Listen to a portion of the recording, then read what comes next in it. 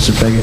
Okay. Yes, How are good you? evening, everyone. Good My evening. name is Peggy Burns, and I'm better known as Nana Peggy by most. I had to type this out because I suffer short memory loss. Pre-election promises made by the OBA and easily broken following. They promised transparency, inclusiveness, and accountability in governance, and you'll agree they haven't kept any of them. Family, no one is our friend who demands our silence or denies us our right to know truths, to speak for ourselves and make wise decisions which will foster progress, growth, and above all, our survival.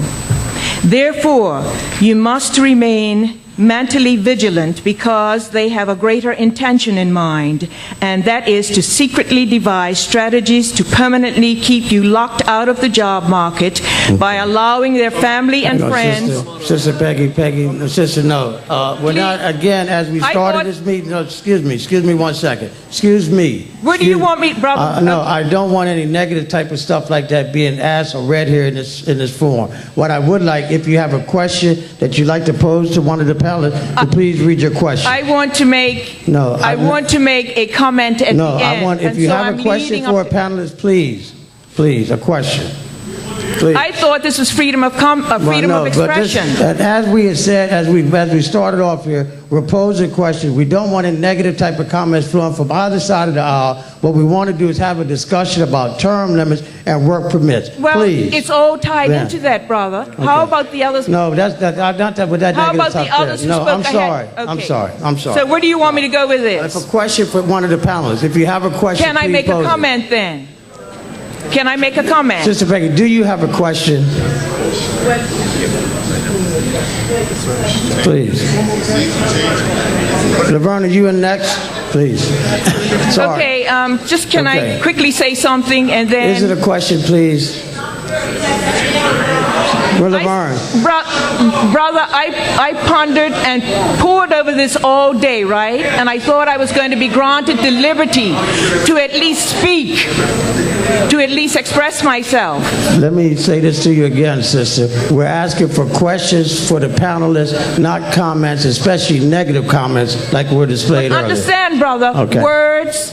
Words shape mental images. Words create pictures, and I'm hoping that that which I impart will have some influence and impact Then. on Mr. Fahey's decision to reverse this whole thing.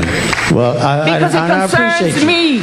Okay, it concerns all of us. That's why we're well, here. Well, allow me to express my concern. I shan't take too Okay, long. make it real quick. And nothing negative. I'm going to stop you. Nothing negative. Please. Laverne, can you get ready, please? Okay, let me say, direct this to Mr. Fahey. Thank you. Mr. Fahey, a public forum such as this would have been the most sensible path to have trod prior to venturing off and abolishing the term limits. You put the cart before the horse. Brother, what's his name, used those same words. Rashad Roban. Minister. Yes, I want you... Okay, that's going to be negative. Okay, one thing I want to point out.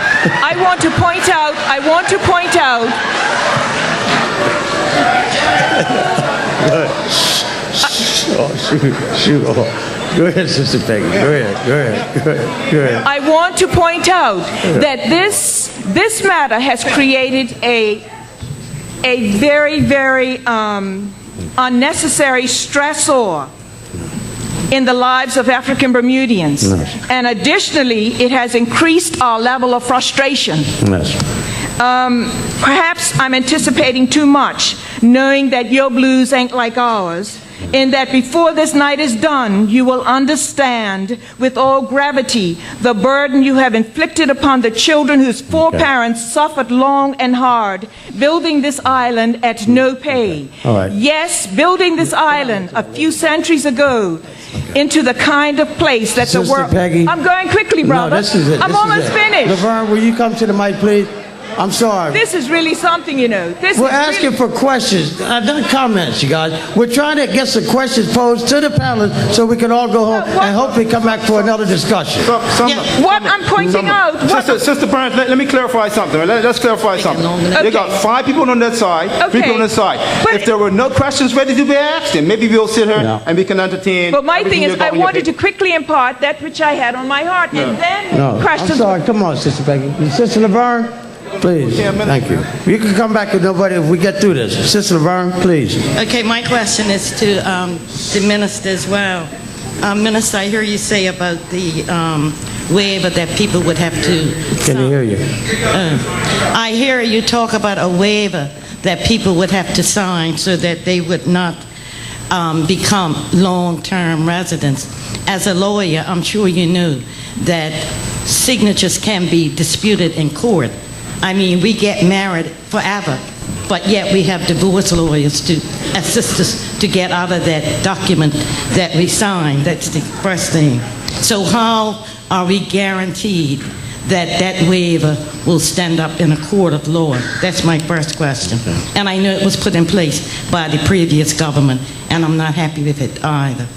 The other question is, you keep on saying that term limits have nothing to do with work permits, which is not true. We have people coming here on a work permit. They come here initially on a 3-year work permit.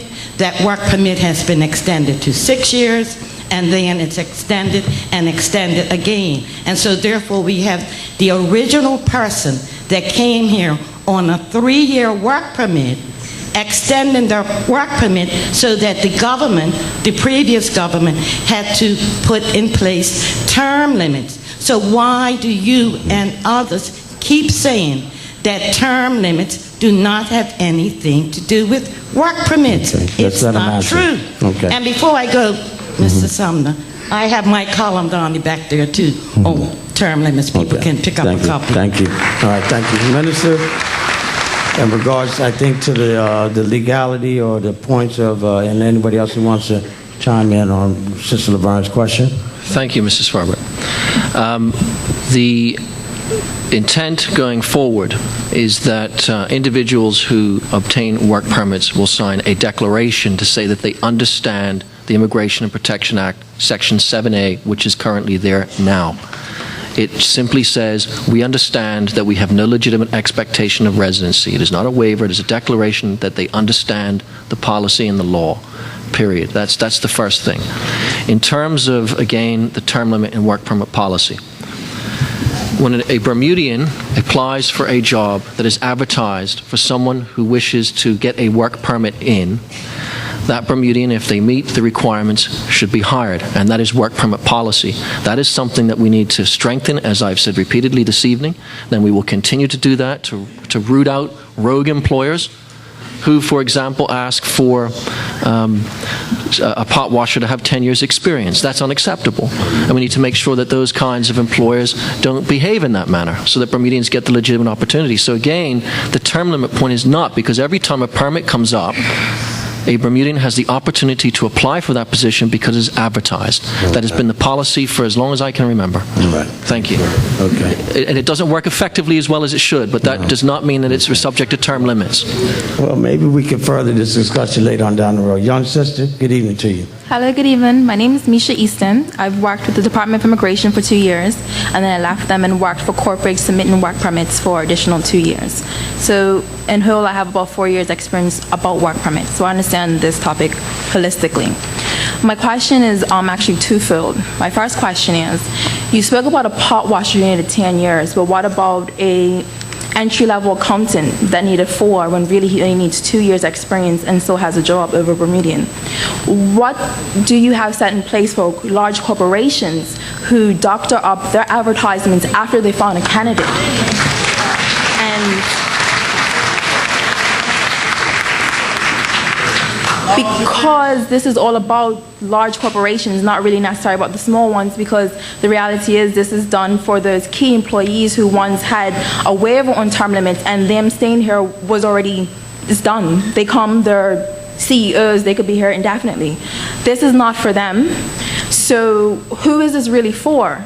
The other question is, my last question is, there was an incentive for job makers application that was submitted last year by the cabinet that was for these key employees to come in and eventually get their PRC in years to come and to pay an extortion of cost. What happens to that? Where does that go? All right, thank you. And who are you posing that to, my dear? Minister Faye. All right, thank you. Thank you.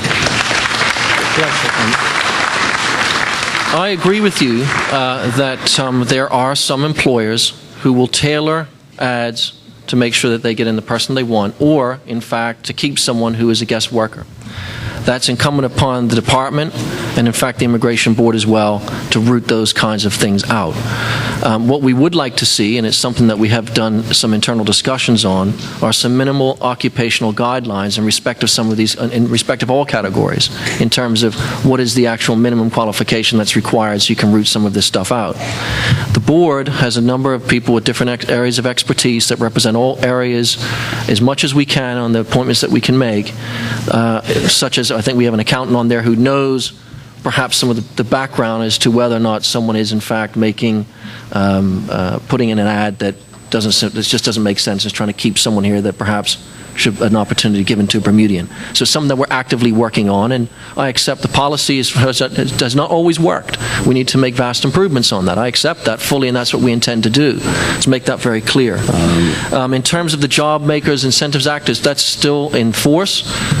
We have not discussed any way of removing that. I don't see that going away at this time. Okay. But you know, we're 6 weeks in. There's a lot to do. And there's a lot of things we need to look at. And I'm not going to be able to come here tonight and bring all the answers. I'm going to try to give you the answers of things I understand is the way forward. I hope that answers the question. All right, thank you. Just a short comment. The Incentive for Job Makers Act was one of the pieces of legislation that was a part of the flexibility that the government of the day was established, so that there were other ways in which we could deal with the needs of certain sectors that expressed to the government at the time clearly their issues around the term limit policy. It was one of the areas that the government of the day was a part of the adoption, because we understood that there were certain sectors and certain that perhaps the term limit policy might affect negatively, but because of our open door policy to discuss these issues with international business and other sectors, that was part of the package of different ways that we could create flexibility around the policy, such as the 10-year permit, such as the global permit. These were things that certainly seemed to be accepted by international business, and were creating the opportunities that they wanted in Bermuda without necessarily removing the policy. I'm not trying to argue with the minister about whether they should have chosen not to put the policy in or not. They as a government had every right to do what they did. But the question here is the manner upon which they've done it, and the assurance that it's given the public about the wisdom of their actions. All right, thank you, Shadow. My fair lady. Good evening. Good My evening. name is Trina Smith. I have a slight comment. I'm scared now. But in regards to term limits, my personal experience was that I was working in the department, and we hired a non-Bermudian as a receptionist. This particular lady, and I had nothing against her. She was really nice. Her 6 years was almost over, and her comment to myself and my fellow colleagues were, well, I should be able to decide when I leave. That was her comment. But of course, she had to leave because of the term limit policy. And as a result of her leaving, we had a spouse of a non-Bermudian who was unemployed at the time who came and took her place. So for me, while term limits may not give us 100% of what we would hope for, I have my own personal experience where I knew that a spouse of a Bermudian, who in my eyes is a Bermudian, got a job that would have otherwise been held by this non-Bermudian because of term limits. Now my question. Okay. Why has the OBA government given term limits so much priority when so many jobs are needed by Bermudians, especially when term limits don't create jobs? Anybody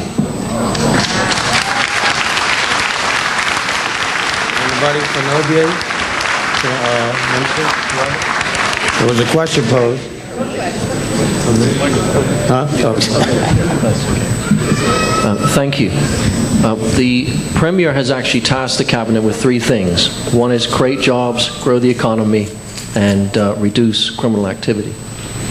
The statistics have shown that, in fact, the implementation of term limits has been a job killer for Bermudians. And Mr. Jensen pointed out the number of categories of positions in the jobs that are created as a result of people being in Bermuda. We're all going to have instances where we believe that term limits made someone else become employed. But again, I have to go back to work permit policy, that when that individual's permit was coming up, that job would have been advertised, and if the work permit policy was working and should be working correctly, that spouse of Bermudian would have had that opportunity to take that job, whether or not term limit policy was in place. All right. Thank you, Minister. If I could, before I get to you, brother, can I just read another email question to the Minister? And this is posed from an article that was in February 7th Royal Gazette. But this particular mother asked, there have been many Bermudians unemployed and underemployed. Why not address that problem first? How do you see scrapping term limits across the board is helping Bermudians first? And I'm not going to read any names, but this is a question that was sent to us. So the question again was, there have been many Bermudians either unemployed or underemployed, and instead, I think a question is, why deal with the term limit part first when maybe the work permit policy should have been addressed before the scrapping of the term limits? For your thoughts, please. The work permit policy needs to improve, but the policy as it currently is in place does protect Bermudians. We'll make that very clear.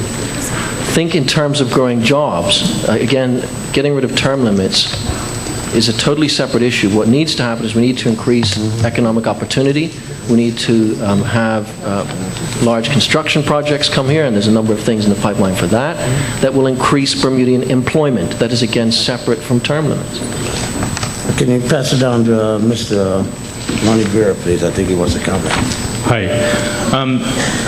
As I mentioned during my brief words, I feel strongly, and I think the Chamber feels strongly, and I believe the statistics bear it out, is that international business, and with due respect to the Shadow Minister, as I said, it contributes 60% to our GDP. We cannot just ignore international business and what they're thinking. The trickle-down effect from international business and jobs and spending money in this economy employs Bermudians in other industries. And that is statistically true. So when we're talking about term limits, if it's a policy that our major customer, who contributes 60% of our GDP, tells us is discouraging them from setting up in Bermuda and actually encouraging them to leave Bermuda, and they create jobs in Bermuda, and they contribute foreign income into Bermuda, should we not listen? And it does create jobs for Bermudians. It absolutely does. The statistics bear it out. Well, no, people are wondering why. Yeah. People are asking what. No, I think, Mr. Vera, the question was about why go and scrap the term limit part first without adjusting and fixing. You've heard numerous people come to the mics tonight talking about the migrant workers or the employers circumventing, for lack of better words, the immigration policy now to keep migrant workers here while displacing or causing the unemployment or underemployment of Bermudians. Why not address that first? And what I have heard tonight is the minister say, and he can defend himself, is he is already reviewing the work permit policy. I know that for a fact, because I have also seen the draft. Okay. In addition to that, in order to encourage international business to bring back jobs to Bermuda, he's removed term limits. That is a secondary action, all right, in order to encourage them to bring jobs back to Bermuda. It on its own is not going to do it. There are other factors. All right. Thank you. Brother Chris, you have a comment? Let's just clarify something. And these numbers are not mine. These numbers belong to of course, the 16 major industries that make up the business sector. I'm talking about the entire Bermuda economy. And this is for international business, right? In 2003, there was 194 jobs created over 2002. In 2004, there was 293 jobs created over 2003. In 2005, 139 jobs created over 2004. 2006, another 276 jobs. 2006,